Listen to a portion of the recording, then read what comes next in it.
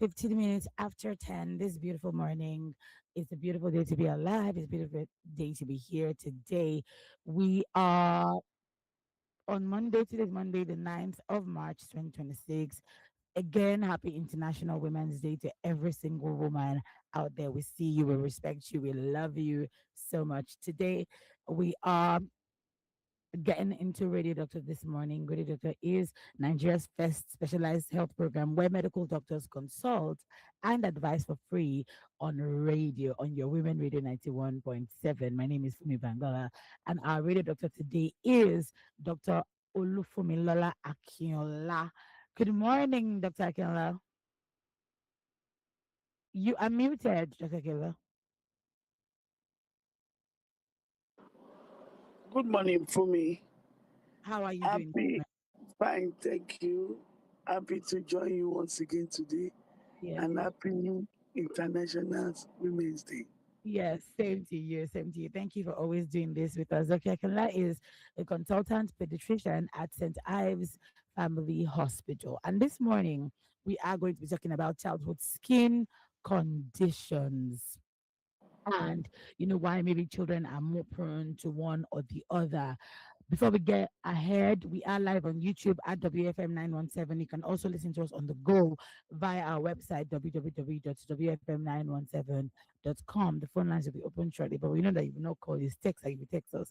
So for our texts, 0703 1756 1756, and our other number is 08155 Let's get into it. Dr. Kala, thank you once again for coming on the show. Our first question this morning is, why are children generally more prone to skin conditions compared to adults? Um, Thank you very much. Children are more prone to skin diseases than adults because their skin is 20 to 30% thinner and is more delicate and has immature barrier function when compared to adults. And these structures allow for easier irritation, quicker dehydration, and higher susceptibility to germs. And additionally, there is lower sebum production, lower pH level, developing immune system makes children's skin less effective at fighting infection when it compares to adult skin, which is more matured. Okay, thank you so much, Dr. Kala. What are some of the most common skin conditions that you've seen in children? Okay, most common, some of the common skin condition in children include eczema, diaper rash, in children that under 2 years that are still using diapers, um, viral infection, which affects mostly cause rash on the hands, the foot, and the mouth. There is chicken pox, which is also a viral skin infection. There is bacterial infection such as impetigo, furunculosis, carbuncles. Then others include cradle cap, acne, uh, acne, and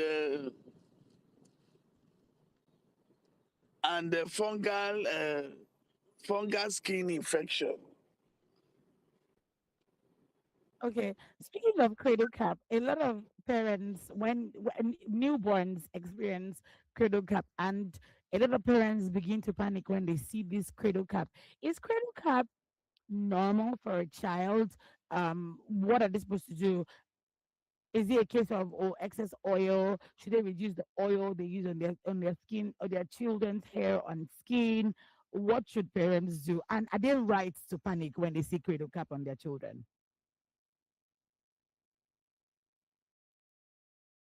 Hi, Dr. Kenla. I think Dr. Kenla is network has probably bounced her out.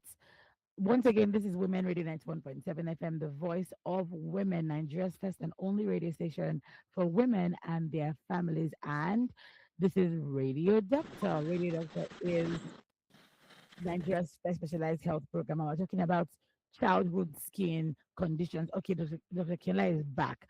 Before you went on, I was asking a question about cradle cap because you mentioned cradle cap. And I said, are parents right to panic when they see cradle cap, on their children's skin or hair? Or is cradle cap a normal skin condition that children will go through because of X or Y? Um, Credu cap is it's a fungus skin infection, Fine. that are common in children. It affects the scalp and also affects the skin. And it's something that is common in children, and it's not something for parents to uh, worry about. It can be easily treated with good hygiene, combing the hair, uh, because composed of dead cells, that's accumulated, on the scalp. Mm, So good hygiene, combing of the hair, and application of fungal of antifungal shampoo and cream is enough to take care of it. okay. Awesome. Now, my next question is rashes. Now, I know that rashes is probably one of the most common, obvious skin conditions that you see in children. And a lot of parents don't know which rash is which rash. How can parents tell the difference between a mild rash, a rash that is caused by heat, or something that actually requires medical attention? Um, for most of the time, uh, a a parent may not really be able to uh, distinguish between a mild rash and a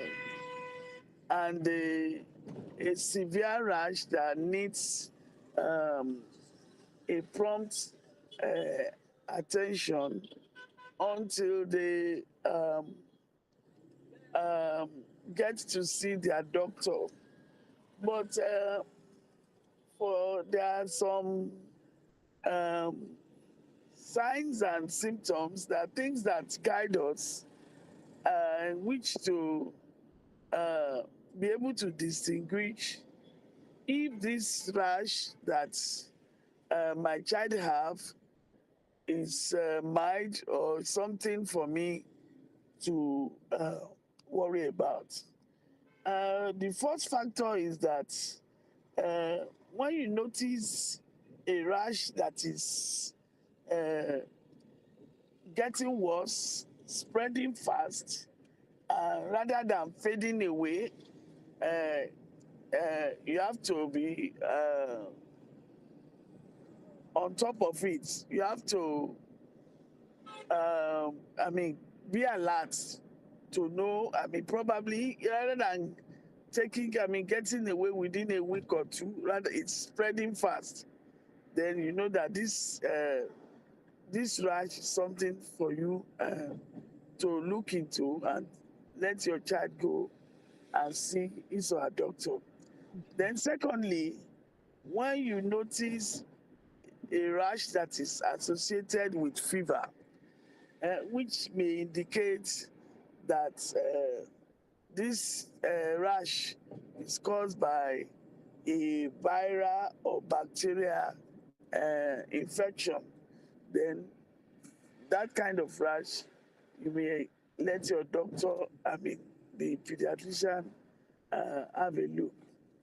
Then, if you have a blistering uh, or open sores, you know that a rash that is associated with blistering or open sores, you know, it shows that there is infection. This type of rash needs to be seen by a doctor. When you also notice that a rash that is associated with purple spots or uh, or bruises that is not due to injury, but you notice that this rash or black spot or as if they are a collection of blood in the skin, Mhm. then uh, you have to uh, let this type of rash be seen by a doctor. And you also have a rash that is associated with swelling or joint pain, which can be an indication of a more complex immune reaction. This type of rash should also be seen uh, by your doctor to be able to make a proper diagnosis. Okay. Thank you so much, Dr. Kinla. What about eczemas? Because eczemas are becoming even more common in children. What exactly is eczema and why does it occur in children? Is it because they're not giving them proper baths? Is it dry skin? Is it a particular thing? Is it hereditary where it's passed from parent to child? What exactly does this mean? And why is it becoming more common in children? Eczema or dermatitis is a common non-contagious chronic inflammatory skin condition which is characterized by dry, itchy, and inflamed patches. It's often periodically due to a weakened skin barrier Okay. caused by genetics Okay. or immune issues. And symptoms include intense itching, red or brownish rashes, and sometimes oozing or thickening Mm. of the skin. So it's a common skin condition, which is usually caused. It's a chronic inflammatory skin condition that is usually influenced by genetics and also uh, environmental condition. Okay. All right. And then what are the triggers? What triggers eczema in children?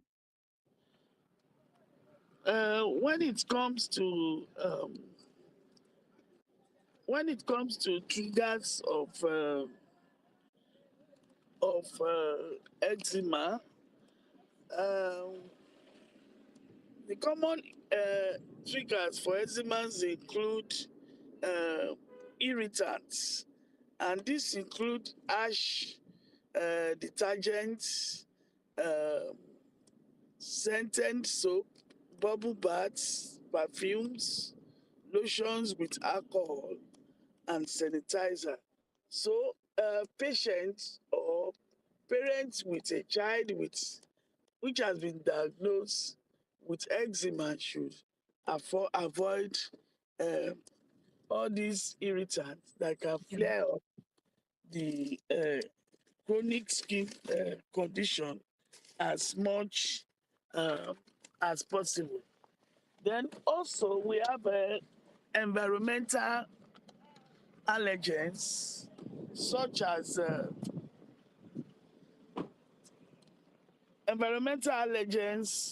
such as pet danders, dust, and mites in beddings and carpets, molds and pollen, fabrics such as wool and synthetic fabrics can cause itchiness. So it is better to use a cotton fabric for Okay. patients that have eczema. When it also there are also climatic factors such as low humidity, dry hair, extreme heat, and cold weather. This must be avoided as much as possible. Okay. Excessive sweat, from exercise or overeating can severely irritate eczema-prone skin. Also, emotional stress such as anxiety, poor sleep can trigger immune response that can lead to flare of a patient that is prone to have eczema. Mm-hmm. Infection, skin infections such as Staphylococcus aureus infection or common colds can also exacerbate symptoms of eczema. And food for patients that have food allergies, it uh, common uh, common triggers for eczema in such patients include uh, food uh, that have, dairy foods, eggs, eating of eggs, dairy foods, and soy and nuts. Depending on the individual, can also be a trigger for um, eczema for people that have food allergies. So Okay. when it comes to triggers, the environmental factors and also genetic factors Okay. have uh, a role to play when it comes to the triggers of of eczema Um, in children. okay. Thank you so much. So, I'm going to ask another question on infections. How common are fungal infections, when it comes to children? And I know that sometimes this can be contagious, like infections like ringworm can be contagious. What hygienic practices can we use to prevent them? What does the school need to do? I mean, what do the schools need to do? What do parents need to do?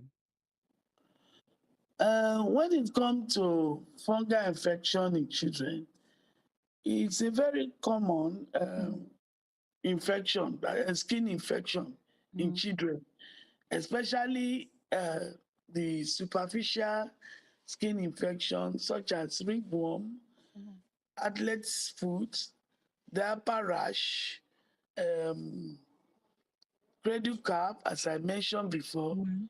Uh, they are Impetigo. they are uh, common skin infection. I mean, fungal skin infection that are seen in children in practice. They are often contacted through close contact with other people that have such infection. Use of using share items such as worm,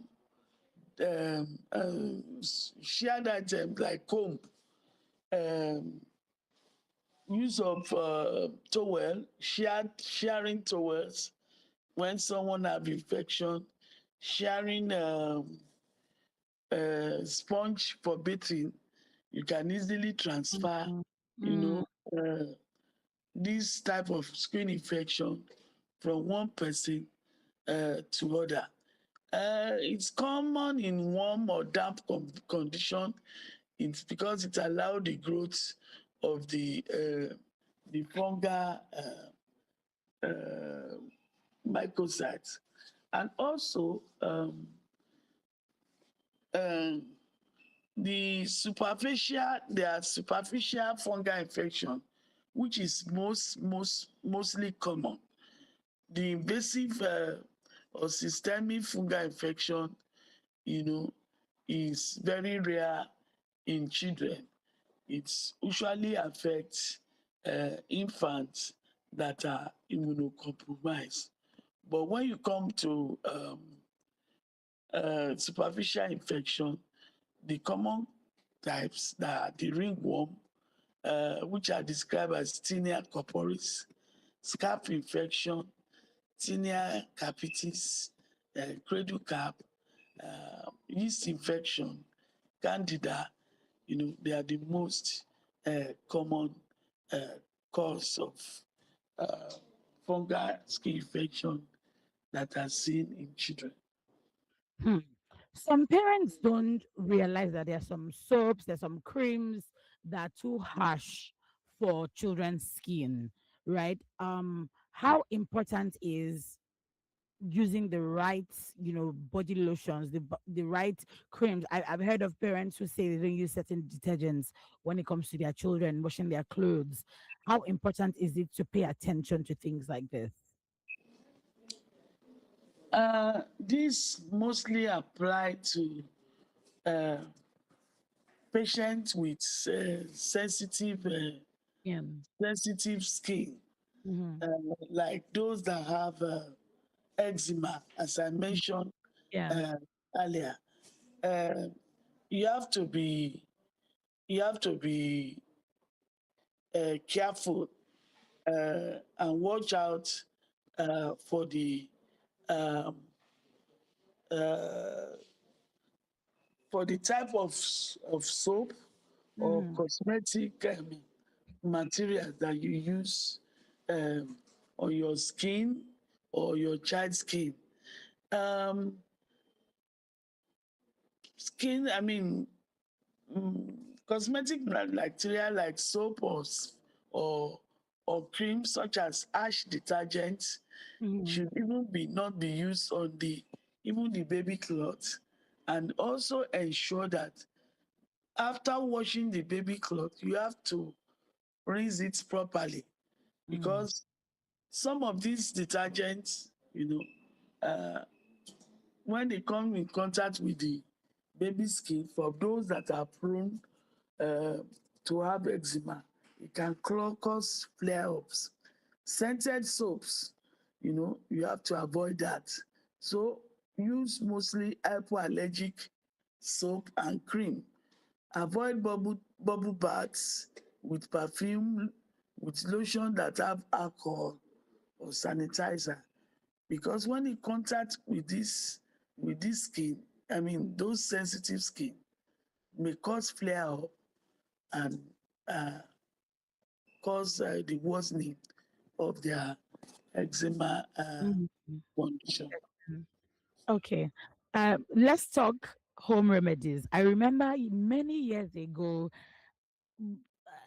I think my brother and I were having some funny kind of boils. I don't even want to call it boils, like bumps on. It just started, right, just like that. My parents were not home, and it was really really itchy. So I think the auntie we had at home took us to our grandma's house, and my grandma used palm oil and I think sugar. I think she mixed it together all over our body. I know that there's some parents that still use this, but is it safe? That's the question I'm getting to. Is it safe to try home remedies, or should parents avoid them completely? Um, yes, there are some safe home remedies for common skin condition, which can be uh, used at home, uh, such as applying cold compress for itching. When you notice uh, your child is itching, uh, cold compress can be applied. It reduces itching. Use of aloe vera for inflammation and is also one of the common home remedies When you notice skin inflammation, it's red skin rash that are red. Application, if you're able to get aloe vera, this can be the first line of treatment that you apply to that skin condition. But if you notice that there is no improvement, please let your doctor see. And also, utilizing oatmeal baths to soothe rashes. You know, most moisturize frequently with fragrance-free cream, Mhm. especially those that have eczema. Uh, and also, there are some over-the-counter remedies, use of hydrocortisone, calamine lotion, and also simple hygiene of keeping the skin clean to manage symptoms like dryness, acne, and mild eczema. So for dry skin and eczema uh, condition, apply moisturizer, especially when the skin is still damp. Use of sunflower seed and take short warm shower, 5 to 10 minutes. Use of humidifier can also help, especially in extreme cold condition. Um, I mentioned for itching and rashes, use of cold compress, use of calamine lotion, baking soda baths can relieve inflammation. For acne, aloe vera, has an anti-inflammatory effect. Even use of turmeric. Hmm. Turmeric is, for acne, also work, which can be used, especially for teenagers Hmm. that have acne. For what? Duct tape occlusion therapy is a common uh, home remedy method, Mhm. which involve covering the warts, with the tape, and removing it after about 5 to 6 days. So there are a lot of uh, home remedies that can be taken care of, that can take care of some of the skin condition, you Mhm. know, at home. Okay, okay. What about certain foods? Do foods cause skin reaction, or do food just cause allergic reaction? Well, I suppose as allergic reaction too is for the skin. Are there certain foods that kids should avoid that will trigger skin reaction, or is it a case again, like you said earlier, if they have sensitive skin, then they should avoid certain foods? When it comes to food and skin rash or food and skin reaction, there are some people that have uh, allergy to some certain food. The common food that they usually have, that children usually have uh, allergies to include um, some cow milk, some egg, seafood, uh, soy containing food. Mm-hmm. Uh, these are the common, and to certain nuts, you know, peanuts is some do have reaction to peanuts, to some nuts, which are not common in this part of the world. Mm-hmm. For those kind of individuals, uh, one of the signs that shows that they are having allergies, including having skin rash. Some of them just they develop eczema flea type of skin rash, in some part of their body. This may be one of the signs. They may Right. also have other symptoms like abdominal pain, vomiting, but uh, they also eventually may come with will swollen skin, and end up with eczema. So skin rash may be one of the symptoms that they may present with. So this kind of for those kind of individual, uh, as soon as this type of food is identified that it causes allergic reaction, is they are best advised to avoid that kind of food until later when they are desensitized and they can eat the food maybe later as they are growing up. But it's best to use avoidance method, you know, when they notice that they are reacting to some kind of food, which include egg, some with milk, nuts, and soya containing food. Okay. All right. Thank you so much, Dr. Akanla. You're switching to Women Radio 91.7. This is Radio Doctor, where we bring on doctors to come talk to us, consult and basically advise us on different topics, different specialties on Women Radio 91.7. My name is Fumi Bangwala, and Dr. Olufemilola Akionla is the voice you've been hearing since we started this show. Okay, Dr. Nkela, when a child starts itching or scratching their body repeatedly, can this lead to complication or infection? Is that a sign that something is wrong and the parents should take them to the hospital? Yes, when a child is scratching body, intense scratching. Scratching can be caused by either skin condition, or it can also be by some other disease condition.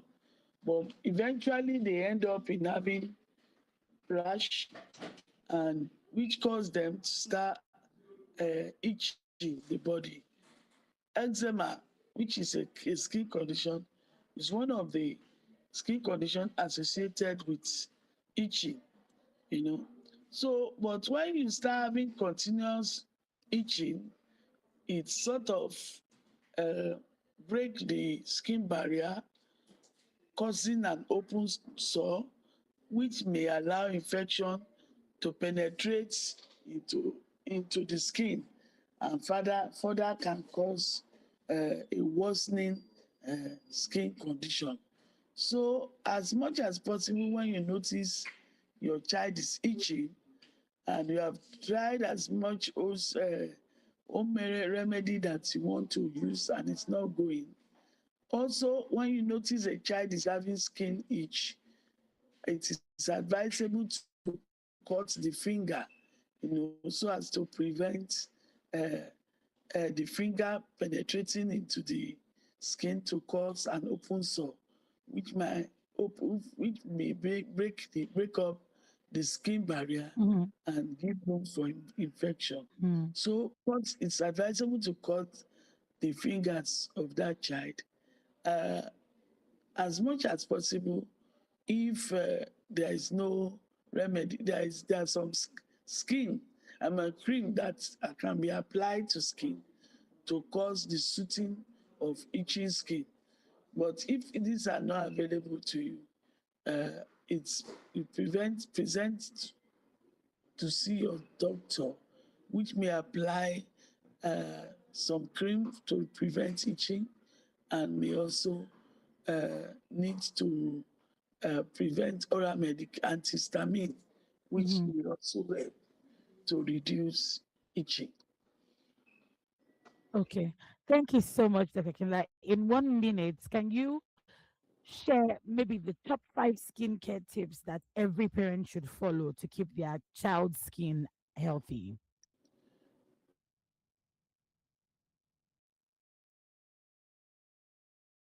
Hello, Dr. Kinla. Can you hear me? Dr. Kinla? Okay, maybe not.